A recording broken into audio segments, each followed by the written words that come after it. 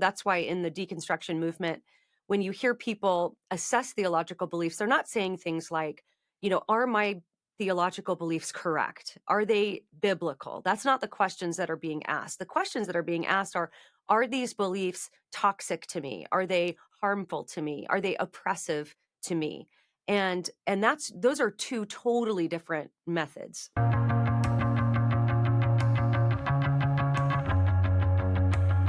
Welcome to the broadcast. This is Michael Easley and Context, and we have a friend back on the program today, but you may not know about Alisa Childers. And I was thinking, Alisa, there's a lot of people, I guess you have to be my age to know who Chuck Girard is. Yeah, well, your age or having seen the Jesus Revolution movie. I find that a lot of younger Gen Z kids now know who my dad is because of the Jesus Revolution movie. Excellent, excellent. So it's kind of funny because I was looking at different YouTubes on you, and I found one where you and your sisters were all singing, and I guess a couple of nieces at a Calvary church, and I thought, I bet most people don't realize that Chuck's her father. So anyway, it's fun.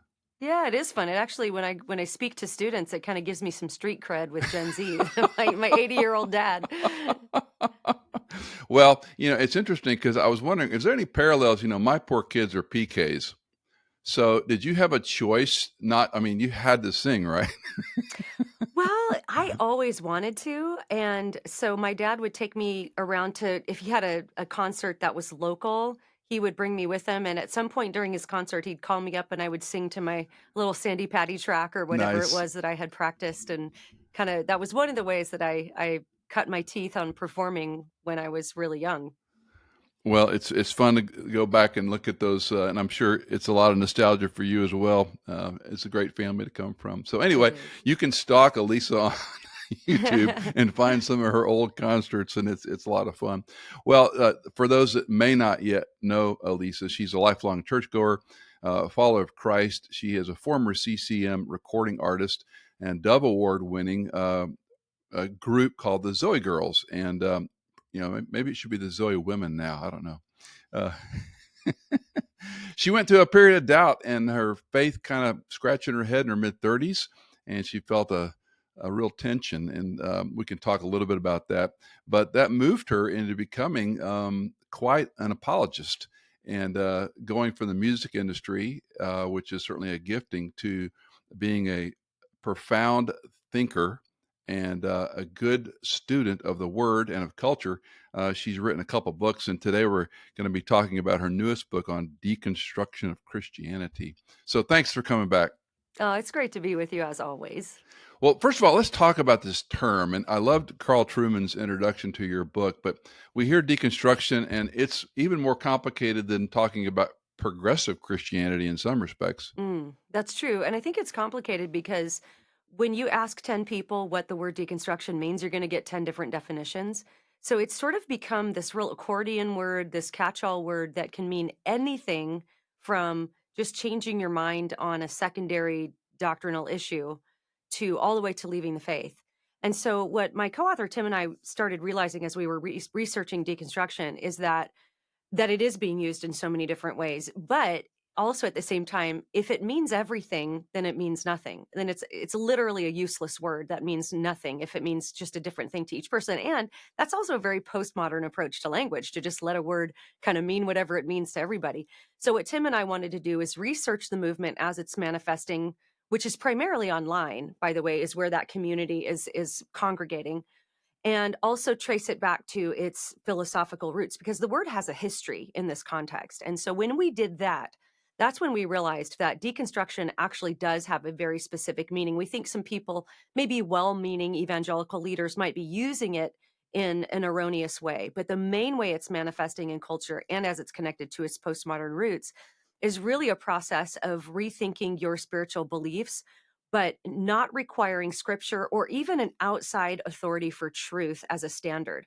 So in other words, the authority for truth moves from the outside to the inside, to this, from the objective to the subjective. So that's why in the deconstruction movement, when you hear people assess theological beliefs, they're not saying things like, are my theological beliefs correct? Are they biblical? That's not the questions that are being asked. The questions that are being asked are these beliefs toxic to me? Are they harmful to me? Are they oppressive to me? And those are two totally different methods. Let's step back a little bit, and where we're seeing, I hate the word trend, but there's a shift in evangelicalism and what I call biblical theology, progressivism, deconstructionism. I mean, I remember when the Signs and Wonders movement, John Wimber and company came along, and the Seeker movement came along, and Purpose Driven Church. They all had some value, but there seemed to be a tectonic kind of under the crust push against a biblical theological foundation. We weren't talking about discipleship and evangelism. We needed new terminology. We needed, a reductionism. We don't have a conference called a pastor's conference. It's called, some one word. We don't have children's ministry conferences. It's one word. And there seems to be a shift among American believers. And in some ways, progressivism, as you've talked about it, and deconstruction are like mountains in this new field. Mm. Yeah, that's a really interesting insight, and I find it also interesting that you used the word trend because I do think that this whole deconstruction phenomena is very trendy, and I don't say that that could come off like I'm dismissing it. I'm actually not. It's just I've seen it even among younger faithful Christians, maybe in the Gen Z generation who have come to see deconstruction almost as a sacrament. It's like you get saved, you get baptized, and then you deconstruct your faith. And so, what Tim and I are hoping to do in this book is really lift the lid off what this really is and encourage young Christians not to deconstruct, which sounds almost shocking to some people because it's like in a lot of people's minds, deconstruction is the spiritually mature thing to do. But in their minds, they're thinking of it as like taking apart your beliefs and putting them back together according to truth or built on the foundation of Christ or something like that. But that is almost never what's actually happening in the movement. And so in the movement, what you have are people really going with their own personal preferences and their opinions about what types of beliefs Christians hold to that make them feel good or bad, oppressed or liberated, things like this. So this is a really interesting question to ask somebody. If somebody says to you, "Hey, I'm deconstructing my faith," first of all, don't panic because they might be just defining it like, man, I'm learning theology for the first time or something like that. And so the question that you want to ask them is, what is deconstruction, first of all, because they might be talking about something totally different. But what you're likely to get somebody saying to you is, well, I'm just getting rid of cultural and American type of beliefs of Christianity. Well, that's okay, that's good. We all wanna get rid of any cultural beliefs that are not biblical, any just singularly American beliefs that are not biblical. We would all wanna do that, but you need to ask more questions because very often what will happen when you ask, "Well, what are those Americanized cultural beliefs that you're getting rid of?" Very often the answer that you're going to get are things like, "Well, how the church oppresses gay people by not being fully affirming." And so they're thinking that that's like an American cultural belief. And so very often what they're calling Americanized cultural beliefs aren't just secondary things that might be just stupid things the American church does. I mean, very often they are. I mean, there can be a mixed bag, of course, but often there's going to be kind of core either ethical beliefs, core theological beliefs that are being thrown out under that banner as well. So it's a very confusing conversation. It's a very, like you mentioned in the beginning, complicated conversation. Well, and some of the anecdotes you and Tim talk about with a young person who's deconstructing his faith because he made some comment to a friend who came out as gay, and he's like, well, I don't believe that, and that was screenshot shared with people, and Yeah. he lost all his friends. you know, we could call it lots of things, but was he deconstructing his faith at that moment, or was he just in a emotional, sad place because he lost his friends over a comment? And so sometimes what I'm getting at is sometimes we take, and I appreciate the way you wrestle with it in the book because you're not carte blanche saying these are the five signs. Like in progressive Christianity, you really do lay out these are things to watch for. These are principles we see again. This one's a little more ambiguous. Yeah, it is ambiguous. And again, because people are using the word The in so term. many different ways. But it's interesting because Tim and I have talked about this how each deconstruction story is completely unique. There are different crises, different triggers, but at the same time, they're kind of all the same also. So, and what I mean by that is there definitely are. markers to look for. And that's going to be I would say one of the pillars of what we see in deconstruction is this idea of decolonizing your theology. I'm sure many of your listeners have seen people post these really confusing posts about white evangelicalism and what it means to decolonize your theology. Well, right off the bat, that language is very inflammatory because nobody wants to be the racist white nationalist that has bad theology, right? That's like, oh gosh, whatever that is, I don't want to be that. But then when you figure out what that is, they're really associating, maybe some ethical things like racism and all that, but also what's kind of bundled up in that are core doctrines of the Christian faith, like the biblical sexual ethic, like any sort of objective claim outside yourself that you would have to yield your will to, like human beings are inherently sinful. In fact, in the deconstruction hashtag, that's the first thing you have to decolonize because being told that you're a sinner is oppressive. That's just the church trying to control you with fear. That's just the church trying to keep you in the fold. They're just trying to prop up their power and their institution of oppression. And so you have to like divest yourself of this idea that humans are inherently sinful and embrace your inner goodness. And that would be one of, I would say, the pillars that we see in that whole decolonization of theology that everybody's promoting in that movement. But that's a core belief that goes all the way back to the original Christianity. And so it's a very sticky thing. It's a ball of knots that sometimes is very hard to untie. And a lot of times, sadly, people don't have the patience or the fortitude to try to untie those knots and keep what is actually biblically and true Christianity separate from maybe some of the added stuff that got tangled up with it. I want to talk about the chapter you have on ex-evangelical, very clever title, because one of the things I've seen in my last decade or two has been a movement away from the word evangelical and all things evangelical. And you already touched on that, but expand a little bit more on what you have seen.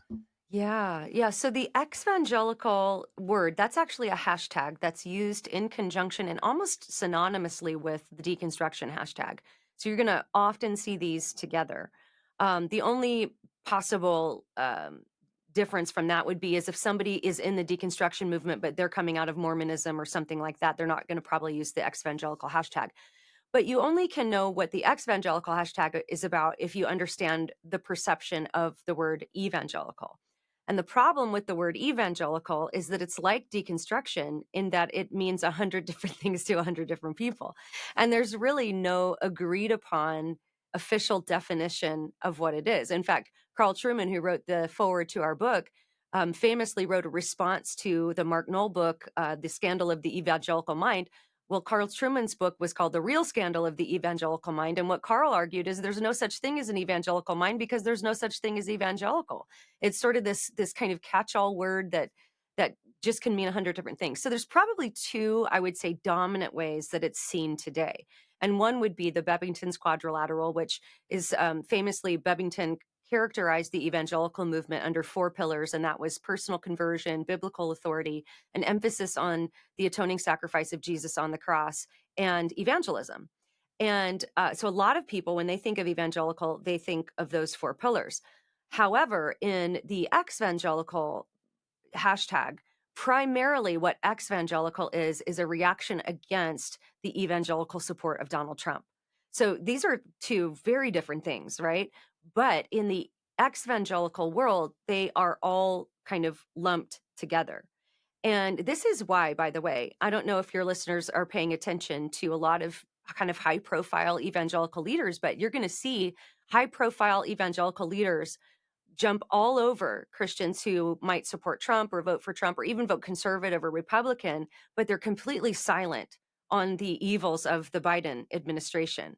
And you might be scratching your head as to why that is. That's because in culturally right now, any sort of conservative push that might lead someone to, for any reason, vote for Donald Trump is seen as just the greatest evil. And that is true in the evangelical hashtag. And so what often is happening, and again, I'm not making commentary about whether that's right or wrong. I'm just telling you that's what it is. And so, a lot of those are people who just think that if any Christian voted for Donald Trump for any reason, they are evil, and that makes what they believe evil, and they're throwing everything out. So they're also throwing out those four pillars because of postmodernism. And this, I don't want to get too complicated here, but what I really want our audience to understand is that in postmodernism, it's really hallmarked by this idea that there is no objective truth when it comes to religion and morality. So when the Christian comes, because Christianity is one of the only religions that really claims to know what objective truth is when it comes to religion. Like if you look at many other religions, it's kind of pluralistic. It's like, well, you do you, we'll do us. You, what's true for you is true for you. And yet Christianity is saying, no, humans are sinners. Jesus is the only way. He's coming back to judge the living and the dead. So for the postmodern person, they just think that's a power grab because they don't think that that stuff can actually be known. And so when that gets combined with political stuff, it's just seen as the greatest evil. And then it's all thrown out under this ex-evangelical hashtag. I hope that made sense. It's not, it's a very confusing concept. So I'm not even sure I'm able to explain it clearly. Well, if you can't, we're in trouble. There, interestingly, when you're talking about this, I've been a bit of a politics hack for about 30 years, and it's striking to me in the last 2-3 election cycles, the differentiation between what you just articulated, where it's Democrat or Republican, is so striking. I never thought I was voting for a king or a theocracy. Yeah, right. I thought I was voting for a general platform of ideologies that hopefully politicians could have influence, knowing that none of them are going to solve everything. And Right. in the Trump era, it was so striking. And I think to the evangelical, if we want to use the four pillars, I think a lot of them saw these high profile people so rabid over a candidate Mhm. that it was off putting. Yeah. And, if we examine any person under the limelight of morality, of choices, they both fail Yeah. terrifically. And so I'm not trying to vote for Jesus to be the president and live in 1600 Pennsylvania Avenue. I'm trying to vote for a party. Now, just saying that puts me at odds with a whole lot of Christians. Sure. And I've got friends probably like you do that never vote for Donald Trump as long as they live. They'll vote for a third party. And I said, well, you just threw your vote away. And well, it's a principle. I said, fine, I'm not that principle. Well, I'm and trying. here's what's interesting about what you just said is that what you just said, like that conversation can't even be had I in agree. that space because even to just suggest that puts you in this group of and it's really unfair. I think it's very unfair because it's almost like there's no allowance for any sort of complexity within the 100%. conversation. And everybody's sort of lumped in this same group. So how And did we go from intolerance to intolerance? oh, This whole thing was you're being intolerant. And I would often say pejoratively, yes, salvation is the most intolerant thing God ever offered because we all deserve hell. yes, Not that's one right. of us should be tolerated. Yeah. And here's the God who paid for your sin and mine when he should have let us go to hell. And Well, of course, that doesn't work anymore.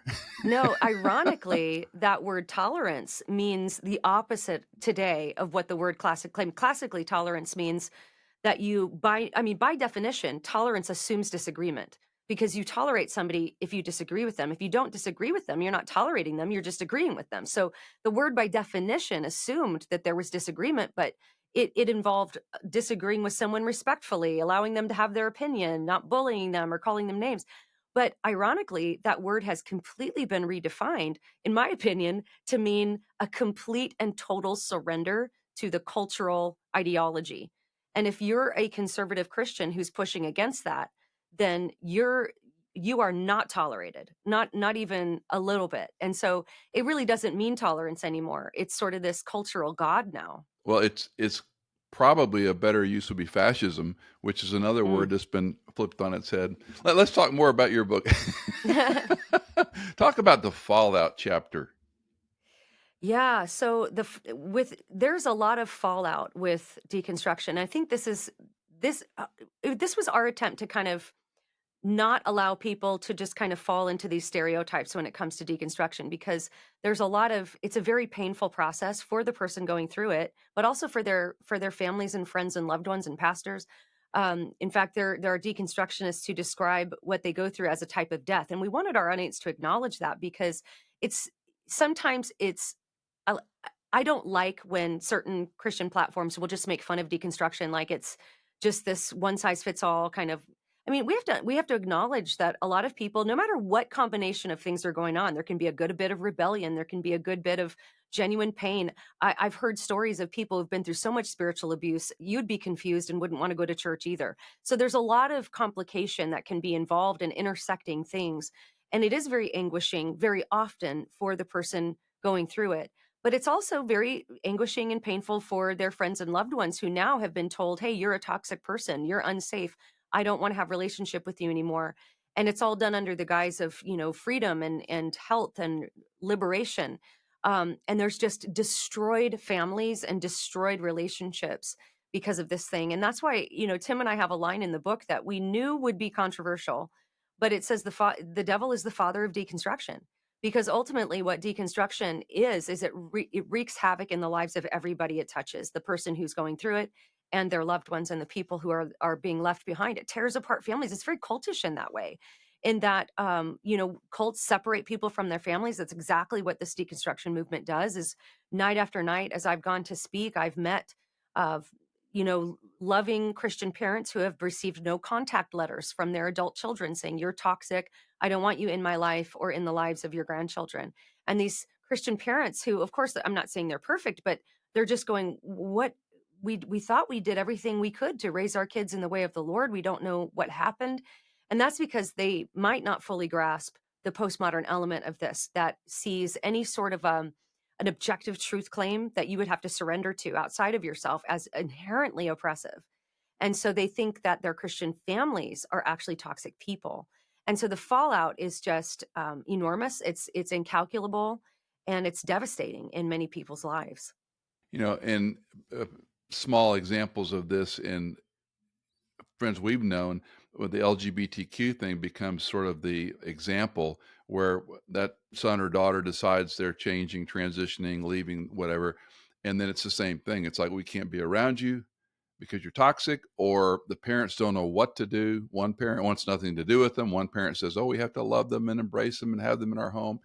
And you're right, the fallout and the tension. And I've seen families do any variety of the above, and the outcome is always the same. It Yeah. doesn't work. It doesn't help. And that's where I think a parent just throws up his or her hands. Sure, I was a failed parent, but I thought I loved my kids. I thought I tried to give them options. That has no Yeah. capital in these Well, and the conversations. unique thing about the scenarios that you just brought up is that in many cases where the Christian parents really do want to love and accept, not necessarily approve of the lifestyle or the behavior, but they want to love and accept their child and continue to have them in their home, it's very often the child that says, no, I unless you fully affirm what I'm doing and the way that I'm living, then you're the toxic one. And then it's usually them who will break off the relationship, not necessarily the Christian parent. Yeah, it moved from acceptance to affirmation to celebration to endorsement. You have to That's right. go down the path here. It's not this, we can agree to, back to your definition of tolerance. In the deconstruction section, the second part of your book, you talk about the crisis of this. We kind of touched on it somewhat. What do you mean by reformation? Right. So reformation is the word we would rather people use instead of deconstruction in a certain scenario. So, what we're really arguing in the book is that deconstruction has a very specific meaning. And so, let's keep the word to describe what it actually is and not just use it to describe a process of engaging doubts or even asking hard questions or, maybe, for example, a young person could have a faith crisis and they saw some TikTok videos that really rattled them, but they want to know what's true. And they're not just going to their own feelings, but they're going outside themselves to an objective standard of truth. They're looking for evidence. They're looking to figure out what is actually real. Our suggestion would be that's a very difficult thing to go through, but let's not call that deconstruction. Let's call that reformation because we don't need a postmodern word to describe a biblical process. The Bible says, test all things, hold fast to what is good. And so, interestingly, in my first book, I talk about my faith crisis that I went through over 10 years ago. And it was anguishing. I mean, it was devastating to me. It brought me to the edge of despair a few times where I had been persuaded by a progressive pastor that all of the core beliefs that I'd held as a Christian probably weren't true. And then that early snowballed into me wondering if God existed at all. And so it was a years long process of reading thousands of pages of scholarship and trying to, auditing seminary classes, trying to figure out what is real and what is true. And in my first book, I actually described that as deconstruction. But in this book, I correct myself. I actually don't use the word deconstruction to describe what happened to me anymore, because I never once just wanted to go with my own feelings and preferences or like get rid of what I thought was toxic. I wanted to know what was true, whether I liked it or not. And so, what I say in the new book is that actually the process that I went through, as anguishing and as difficult as it was actually not deconstruction, but it was actually reformation. And reformation is when you align your beliefs to the Bible. Now, somebody might be listening to this and saying, "Well, I'm in so much crisis and so much doubt, I don't even know if I can trust the Bible." And that's okay too.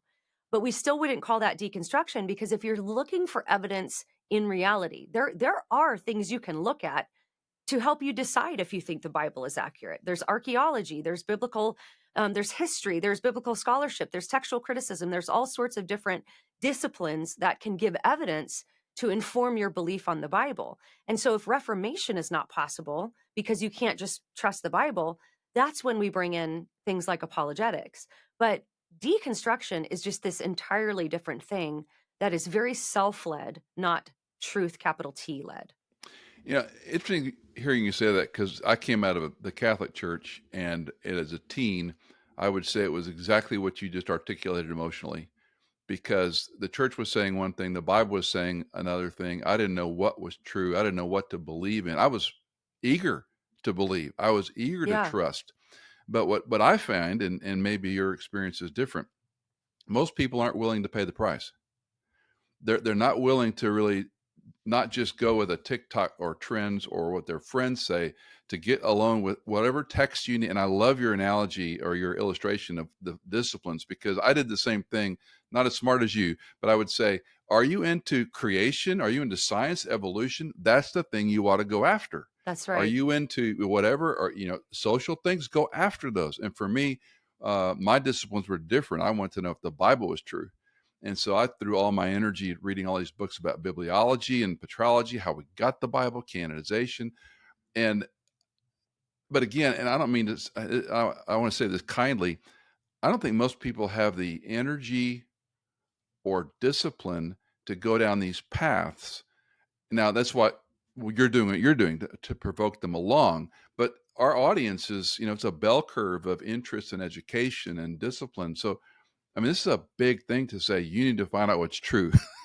It is a big thing. And I think that, the ironic thing, I guess, is that in the deconstruction hashtag, a lot of people think that's what they're doing.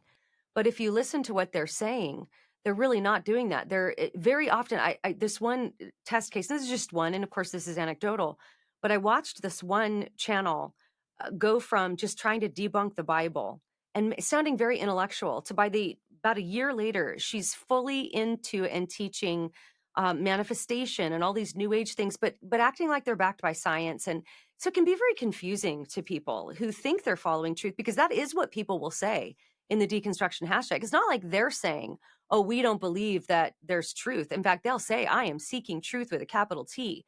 But what they really mean when you look at what they're saying is they're not really going to evidence. They're going to within themselves, because I mean this, and many will outright say this. In fact, Michael Gungor of the band Gungor, which a lot of your Christian audience will remember Gungor, who sang, wrote songs that we sang in our churches.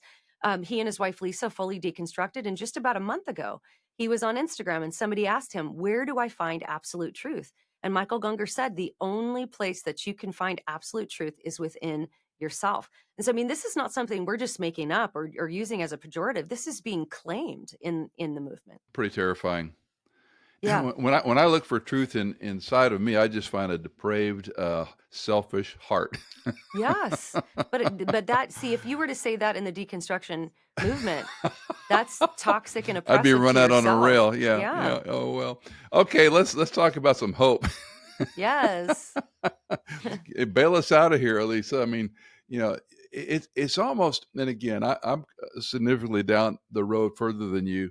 I look back on things, and it's tempting to despair, because the issues we were fighting, your dad was fighting, I was fighting, they were simple in a lot of Yeah. terms. And I also think the idea of sharing your faith or talking to a person about his or her spiritual journey was a lot easier. And today there's so many triggers and Mhm. things that get us in trouble. And I think a lot of us just fold our arms and just shake our heads and go, Maranatha, because we don't, Mm. it's just a different time. It's a different cultural context. And that's why we need younger people like you to carry these torches. So give us some hope. Yeah, well, I appreciate this question because I realized as I started to present in churches and at women's conferences on deconstruction, I wasn't as focused on the hope, and that this is why I was so glad that this, I was kind of presenting about it before we wrote the book because I realized I would give this hour-long talk on deconstruction, and I realized what I was doing was basically showing everybody like the building's on fire and good And night, the exits are closed. Yeah. Yeah, and thank you very much. Yeah. And like I remember this one time I gave the talk and then this lady stood up for we did a Q&A after. And the first question was like, is there any hope? Yeah. And I thought, oh yes, there is hope. I just didn't talk about it. Because I actually I do feel a real sense of hope. And there are a couple reasons why. And this might sound a little morbid, but first of all, the Bible predicted this. We don't need to be going, "Oh my gosh, what's happening?" Well, of course we know there's a great falling away. Well, social media is perfectly primed to facilitate a great falling away. And so to me, it just sort of strengthens my view of how much the Bible actually gets right about humanity and about history and prophecy and all that stuff. So that's one thing. But also, I do think, and this is my personal opinion. So this is not in the book. Tim and I were very careful in the book to not speculate on the question, were they really saved or, because I don't know the end of everyone's story. I don't know how many people have gone into the deconstruction space who will end up coming back. I'm not sovereign. I don't know all of those things. So we were careful not to speculate on that. We didn't want to unnecessarily isolate anyone. But I do have a personal opinion on this. And so if you look back over the last 50 or so years of church history and you have the rise of the seeker, you mentioned a few different things. The rise of the seeker sensitive movement, the rise of the megachurch model. I mean, I was working at a church for several years who had hired a strategic growth expert who targeted one specific demographic. How can we get this person to come to our church? And I remember back going, this is not the right way to be doing this. Like this is not going to end well. And I think that an overemphasis on more marketing strategies over discipleship has led us to I'll even use the word evangelical sort of environment where it's very possible that a lot of people in the pews are not saved because they've come to they've responded to a marketing campaign. They might get some, good principles out of the messages. But as people preach the Bible less and less and more just kind of that feel goodism Christianity, and I'm not saying that every church is guilty of this. I want to be careful to say there's nothing wrong with having a large church or, wanting seekers to come in. But there's a very specific sort of marketing strategy that I think has led to there being a lot of people in the pews that aren't Christians that might think they are. And so, in a way, I think deconstruction might be God's mercy because if you deconstruct out of that, you're not a Christian. Whereas otherwise, these people could have lived and died thinking they're Christians because they go to these churches. So I think that we might see a lot of people get to the bottom of this rainbow and find out there's no pot of gold and maybe get saved for real. Years ago, and I appreciate the tension between are these people saved? Have they walked away? Even the way Truman talks about Demas, I scratch my head because I go, the text doesn't specifically say what he Right. concludes. That being said, we approach that person the same way. If a person is confused, one question can be at the right time, talk about your salvation. What was that like? And if they can clearly articulate the gospel and trusting in Christ alone, and not just vocabulary, but there's a clear theology. They understood, they trusted in Christ and Christ alone, but they walk away. To me, it doesn't matter. Either you really didn't embrace it, or you're just, you're living we used to say a carnal life, which isn't popular anymore. So be that as it may, I appreciate it's a tension there, but I think sometimes we waste too much time on they couldn't be saved and live that way. Yeah. Well, I Yeah. I I take deference with that. I think you can live pretty sinfully as a saved Christian. Um, Seared conscience, we have a lot of different things. But the other point I appreciate is when I was pastoring churches, I would often say 25% of this room is probably not saved. Oh, wow. And I mean, people would look at me and they come, "You really believe that?" Yeah, I really do. And Larry Morey, who's a dear friend, used to use this illustration with three circles that had W and C, and then one in the middle said W plus C. And he said, "Are you trusting in your works to get you to heaven? Are you trusting in Christ alone to get you to heaven? Or are you trusting in your works plus Christ to get to heaven?" Mm, 25, 30% of the audience would point to the middle circle. wow. And so you can talk about Arminianism, but the point was there was not a clarity of who Christ is, what you're believing in. So back to your earlier point about churches, I hate to lay blame on churches. I hate to, say pastors feel the weight of every trend. Yeah. They're not doing this right. They're too political, not political, voters guides, yes or no, pro-life. I mean, it just is exhausting. So on the one hand, I have a great compassion. On the other hand, I have great criticism because they're not clear. Mm, You have a literal bully, godly pulpit to say, "Thus says the Lord," in a loving, compassionate, truthful, bold, kind way. And this is my beef with the church, Alisa, and we're way off, sorry. But you got me thinking. But I find it striking. You get them 1 hour a week, maybe. What are you trying to do to these poor people? mm. And it seems like the church, and I have friends in Middle Tennessee just like you do. I don't know what they're doing anymore. I don't know what they're doing anymore. I love them, Yeah. but you got 30 to 40 minutes to open that book and give them the word of life. And you're talking about this? Yeah. It's an interesting thing to watch over the years. Yeah, I think cultural pressure has really taken a toll on a lot of the ways that churches are approaching their teaching time, for sure. Well, and out of that, they're not making disciples. They're not talking about the goal of the church is to make disciples of all ethnos. That seems like a no-brainer, right? Right, right. Well, sorry. This is supposed to be about your book. No, it's good. It's good. Good stuff. All right, so we got a little hope now. So, um, as you go around and talk to groups and you get these anecdotal stories from people that come up and say hello and so forth, what have you learned? Well, one of the things that's been very encouraging, because of course Tim and I expected a great deal of pushback from the deconstructionists, and we have gotten that. People saying, "Oh, you don't understand it," or "You don't, this or that," and we expected that, and we were braced for it. But the one thing I really wanted to keep my eyes on is who we wrote the book for. We didn't actually write the book for the person in deconstruction. It's not for them. We hope that, I mean, surely if a deconstructionist picks it up and reads it, we hope that it's fair and accurate and compassionate. But we didn't write it for them. We wrote it for their parents, their spouses, their pastors, their friends, their loved ones, their brothers and sisters. And the overwhelming response that I have received from that intended audience is that you have described what is happening with my loved one exactly. And it has helped me understand what's happening to my loved one. It's given me language and it's given me a plan of how to stay in their life and hopefully love them and walk with them through this, which has been hugely encouraging.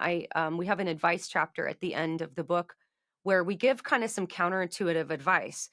Due to the nature of what this is, we tell people that if there's tension in your relationship, if you're the parent of an adult child and your child's about to cut you off, this isn't the time to fix their theology. Just try to stay in their life as best you can. And if that means backing off and not necessarily making a bunch of claims about what's true, do that. Which is counterintuitive because we want to, as Christians, like we want to fix things. But I had a man tell me that his wife had deconstructed and they were on the verge of divorce. And I had shared this advice with him at a conference, and a year later, he was at another conference and he said, "I just wanted you to know I took that advice and we are still married and my wife's heart is softening. It's been slow, but he's like, I really thought she was out the door, but I did what you said. I backed off. I just tried to love her like Christ loves the church and serve her, and she's softening." And I think he even said that they pray together now, but it's been incredibly encouraging to hear that all of the prayer and things that we put into those advice chapters is seeming to be fruitful. And so, yeah, I'm encouraged. This that applies to the so-called prodigal. I don't know many Christian parents that don't have one or two children that have broken their hearts. And I'll often say, one, your kids are free agents. Two, they know what you think. They know what you That's right. believe. You don't have to regurgitate it every time you get to these conflicts. And I have to tell it to myself. There's no point going after this. They're adults now, and they stand before God on their own 2 feet. I think the hard part is, and you could probably coach me here, what advice do you give when it comes to this egregious stuff, maybe a husband and wife or a Mm, prodigal, and the vitriol is high? I mean, do you mm, just turn the page and pretend it never happened? mm. We're Well, probably not going to get, I mean, maybe we'll get repentance out of a person because the prodigal came back and said, I've sinned against heaven and you. But yeah. that's not what we're talking about with these broken relationships. So are we just kind of turning the page? I'm not going to bring that up anymore. Well, and where in the advice chapter, what we do is we offer a series of diagnostic questions because how you're going to walk with your, like, if you have a spouse who's deconstructing, you're going to navigate that differently than you're going to navigate an adult child. You're going to navigate your adult child differently than you would if it's your teenager. And this is what I tell parents. If you have a teenager in your home who is deconstructing, you need to get them off social media because this is a social media fueled contagion. This is like a social contagion like no other, and it does not exist in this form outside of social media. So if you have a teenager in your house, you still have some power to do, I mean, complete internet blackout, even just make it a family thing. Like our whole family, we're just canceling the internet for a month. We're just going to, and come together, and you still have some power if you have a teenage kid in your house. Now, of course, if you have an older kid outside of your home, that's different. If you have a spouse, that's different because you have to live together.